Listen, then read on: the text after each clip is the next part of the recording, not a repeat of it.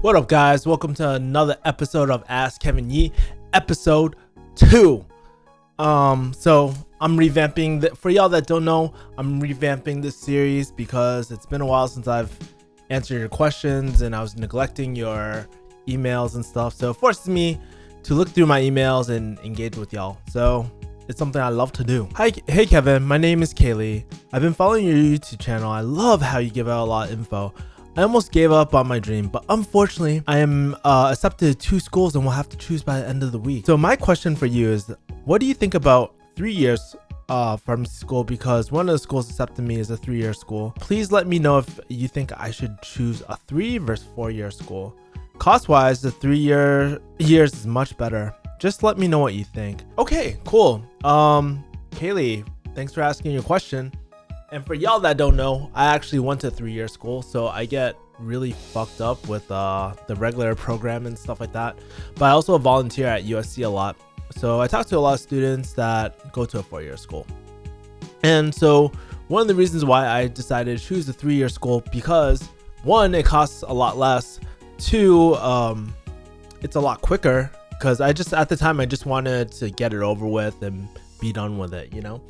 I don't want to stay in school forever, and think about it, you're generating an extra maybe 100,000 by saving your year of school, assuming that the tuition rates aren't too much higher than a 4-year school. But there are some disadvantages as well. So one of the disadvantages was that one of the programs I wanted to do as a public health officer, or PHS, the times got really fucked up, and I felt like I couldn't get that internship because my school schedule didn't actually work out. Now, obviously, when you're in a 3-year program, it's extremely busy. Pharmacy school is already hard for a lot of people, but to throw on internships and meeting up people, you don't have as much free time, I would say, you know. And obviously, I don't know too many people that went to a 3 and 4-year school, right? But typically you don't have as much time as other people, so you really got to stay organized. Personally, I would do the 3-year school. You get to meet hella motivated people, right? Because a lot of these people, they want to be up and done, you know what I mean? And so you still have the opportunity to do residency and all these other things, but it's a lot faster pace, and you really need to have everything organized and really need to be constantly reaching out to people and stuff. But at the same time, it's not as bad as you think, because think about it, other people have done it in the past, and it doesn't mean that you can't do it either. So Kaylee, thanks for asking your mother question. Next question. Today I have Michael. Is it worth it to try for CPJE and pay all the license transfer fees? Been in West Texas for now, on CVS overnight 7/7. Maybe you want to try the big city life, LA, Phoenix, DFW. Hey Michael, so since you are an overnight pharmacist, you get 7 on, 7 off. So that's what 7/7 means. So you work 1 week straight, and then you get 7 days off. It's not too bad, because you can really, I know a lot of people that do it and they love it because they can travel and do all sorts of crazy amount of things. Personally, I would love it too, because I could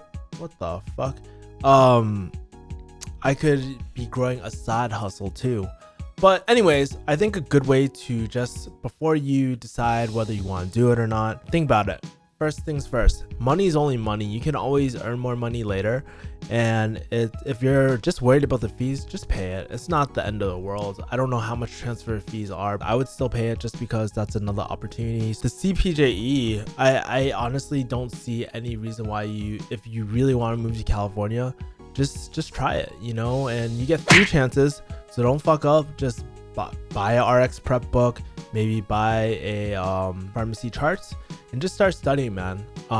Because you're gonna need to know all those, like, it's a very clinical exam. A lot of people fail sometimes. Anyways, but since you're a 7 on 7 off pharmacist, you can always try getting an Airbnb out in LA and see if you like it in those cities, you know, and test before you commit, you know. I like to say, like, when you're trying to buy a house, you don't buy the first house you see. You wanna take a look around. Same goes with dating. You don't marry the first girl you date typically. I mean, no, there's some exceptions. You want to date around and slay a little bit before you put the ring on, man. Next question. Today I have Lawrence. Love your channel. I've been a pharmacist for a large grocery chain for the last 10 years. Recently, I got transferred to a new location in town, and I'm still trying to get the customers to know the customers here. How do you deal with demanding customers where they'll go straight to your DM to complain about you? It's like they want to get you fired. I didn't even do anything wrong. They just didn't like my attitude, apparently. So it looks like you're having problems with your getting to know customers, and I've been in this situation. And when you're like in a new area or new pharmacy, it's always hella rough because the patients don't know you. They don't really have that trust with you, and so it's hard, But you have to be like the Asian parent and show your actions through show that you care through your actions, right? And sometimes, especially older people, sometimes they're just very uncomfortable with change, but those really small actions, just being like, hey, you know what, your medications aren't all synced. Like, you use these programs that we have in grocery chain or like in a regular pharmacy to really gain their trust. Be like, hey, you know what, your medications aren't all together. Did you want me to sync them up for you? Or I noticed that your medication costs a lot of money. Like, have you ever considered like using a copay assist card and stuff like that? Just think about like their biggest pain points. Like, if I was that patient, what pisses me off what is my biggest pain point about going to a pharmacy? Do you have free delivery and stuff? Utilize that. There's different sort of tools that you can help out your patients with, Anyways, guys, those are my 3 questions for this episode of Ask Kevin Yee.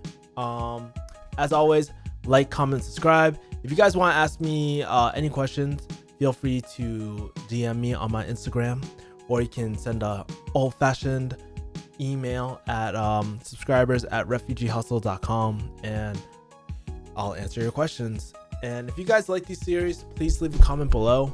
It really means a lot, because depending how well the series does, I'm thinking about continuing it, man.